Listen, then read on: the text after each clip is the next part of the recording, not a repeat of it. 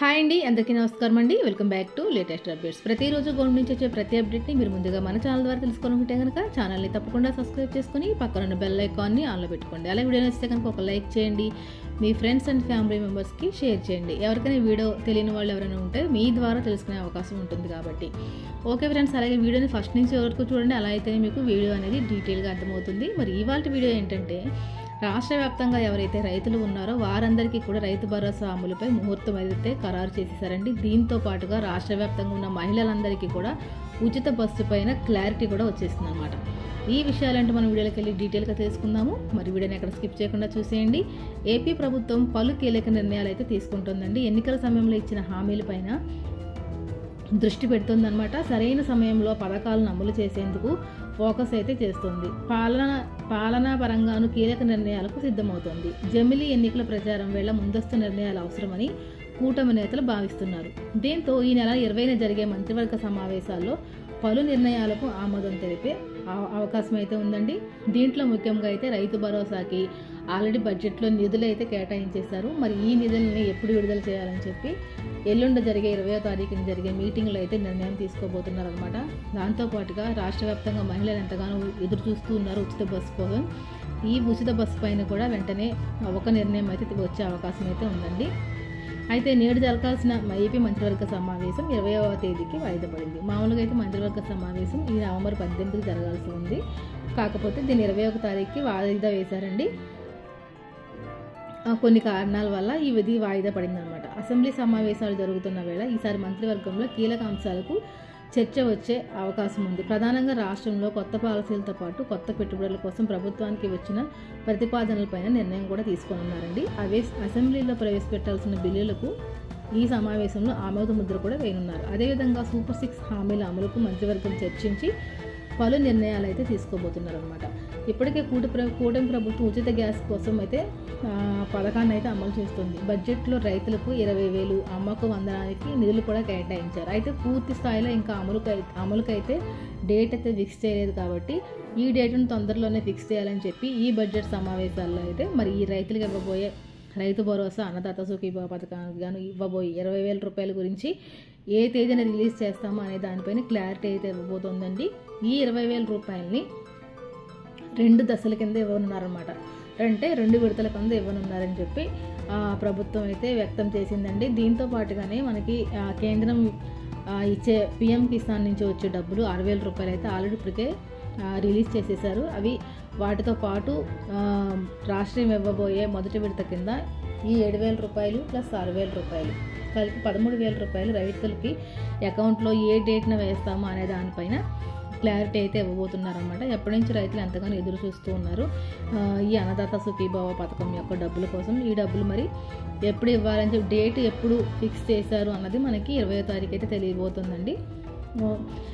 ఇస్తే కనుక ఈ నెలాఖరికి కానీ లేకపోతే డిసెంబర్లో కానీ ఇచ్చే అవకాశాలు అయితే ఉన్నాయన్నమాట. నిధులైతే విడుదల చేసే అవకాశాలు ఉన్నాయి. అయితే ఇక్కడ ప్రతి రైతు చేయవలసిన పని ఏంటంటే అండి, కొత్తగా ఎవరైనా ఇంకా అన్నదాత సుఖీభావ పథకానికి అప్లై చేసుకోకుండా ఉంటే కనుక వెంటనే అప్లై చేసుకోండి. ఈ అన్నదాత సుఖీభావ పథకం రాష్ట్ర వ్యాప్తంగా ఎవరైతే రైతులు ఉన్నారో చిన్నకారు రైతులు అలాగే కౌలు రైతులకు కూడా ఈ పథకం ద్వారా 20,000 రూపాయలు అయితే వస్తాయండి, ఇవ్వడం జరుగుతుంది. కాబట్టి మీరు మీ యొక్క అకౌంట్లకి ఈకేవైసీ NPC లింకులను చేయించుకొని ఉండండి. మీ ఆధార్ కార్డు అలాగే పట్టాదారు పాస్బుక్కి బ్యాంక్ అకౌంట్కి అనుసంధానం చేసుకొని ఉండాలన్నమాట. అలాగే మీ యొక్క ఫోన్కి మెసేజ్ వచ్చే విధంగా ఫోన్ నెంబర్ని కూడా యాక్టివ్లో పెట్టుకోవాలి.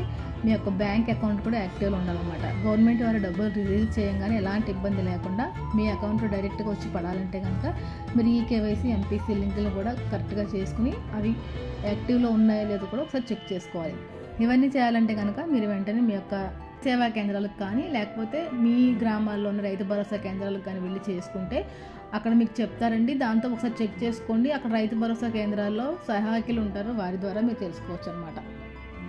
దీంతోపాటు ఇంకా కొన్ని రకాలైన రుణాలను అయితే రైతుల కోసం రిలీజ్ చేయబోతున్నారండి. రైతుల యొక్క పంట పెట్టుబడి కోసం అని చెప్పి రైతులకు ఇవ్వబోయే రుణాల గురించి కూడా మీరు అడిగి తెలుసుకోవచ్చు. రుణాలను కూడా ఈ బడ్జెట్లో విడుదల చేయబోతున్నారు అనమాట.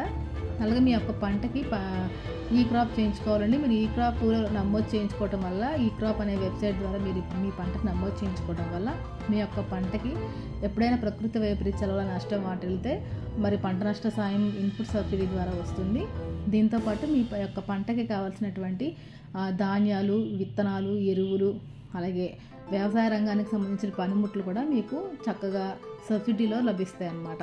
అలాగే మీరు పండించిన పంటకు కూడా మద్దతు ధర అనేది గవర్నమెంట్ ద్వారా ఇవ్వడం జరుగుతుంది. దీనివల్ల రైతులు నష్టపోకుండా వారికి ఇంకా పంటలు వేయాలని చెప్పి ఎంకరేజ్మెంట్ కింద ఉండడానికి అని చెప్పి గవర్నమెంట్ ఇవన్నీ పథకాలు ప్రవేశపెడుతుందండి. మీరు ఇన్ని పథకాలు మీకు కావాలి అంటే కనుక మీ పంటని మీరు వెబ్సైట్లో నమోదు చేసుకోండి, ఆన్లైన్లో నమోదు చేసుకోండి. ఇలా చేయడం వల్ల మీకు అన్ని గవర్నమెంట్ నుంచి ఎలాంటి పథకాలు వచ్చినా, ఎలాంటి బెనిఫిట్స్ వచ్చినా కానీ మీకు ఎక్కడ మిస్ అవ్వకుండా మీ అకౌంట్లోకి పడే అవకాశం అయితే ఉంటుందన్నమాట.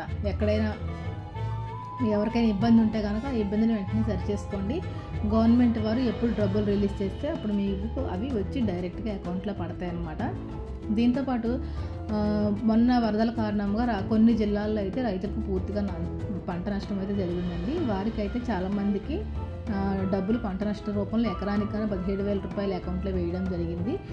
ఇప్పుడు మన బడ్జెట్లో ఈ ఎకరానికి ఇచ్చి 17,000 రూపాయలను కూడా పెంచి ప్రతి ఎకరానికి ఎన్ని ఎకరాలు అయితే నష్టపోతారో అన్ని ఎకరానికి ఎకరానికి 25,000 రూపాయలు ఇవ్వబోతున్నారు అనమాట. మొన్న అయితే చాలామందికి ఇన్పుట్ సబ్సిడీ ద్వారా పంటకి పంట నష్టపరిహారం ఇవ్వడం జరిగిందండి. ఇంకా ఎవరికైతే రైతులకి ఇవ్వలేదో, ఇంకా ఎవరికైతే రైతులకి నష్టపరిహారం పడలేదో వారికి కూడా పడతాయి అన్నమాట. మన బడ్జెట్లో నిధులు అయితే విడుదల చేయడం జరిగింది కాబట్టి అలాంటి వారు కూడా వెంటనే అప్లై చేసుకోండి. ఎవరికైతే పంట నష్టం జరిగిందో, ఇంకా ఎవరికైతే డబ్బులు పడలేదో వారు కూడా వెంటనే మీకు ఇలాగా పంట నష్ట పరిహారం అందలేదని చెప్పి మీ రైతు భరోసా కేంద్రాల్లో మీరు అప్లై చేసుకోండి. మీకు ఈ డబ్బులు కూడా మీ అకౌంట్లో పడతాయన్నమాట. ఇవన్నీ మీరు ఆన్లైన్ చేయించుకొని ఉంటేనే పడతాయండి. మీ యొక్క పట్టాదారు పాస్బుక్లో నెంబర్ ఉంటుంది కదా, ఆ నెంబర్కి మీ ఆధార్ కార్డు, బ్యాంక్ అకౌంట్ కూడా లింకప్ చేసుకుని ఉండాలి. ఇలా అయితేనే మీకు పడతాయి. అలాగే మీ పంటని ఈ క్రాప్లో కూడా నమోదు చేయించుకుని వెబ్సైట్లో నమోదు చేయించుకుని ఉండాలన్నమాట. ఓకే ఫ్రెండ్స్, ఇదండి రైతులకి ఇవ్వబోయే శుభవార్త. మరి వీడియో కనుక నచ్చితే తప్పకుండా లైక్ చేసి, షేర్ చేసి, కామెంట్ చేయండి. మరొక మంచి వీడియోతో మళ్ళీ కలుసుకుందామండి. అంతవరకు సెలవు, నమస్తే.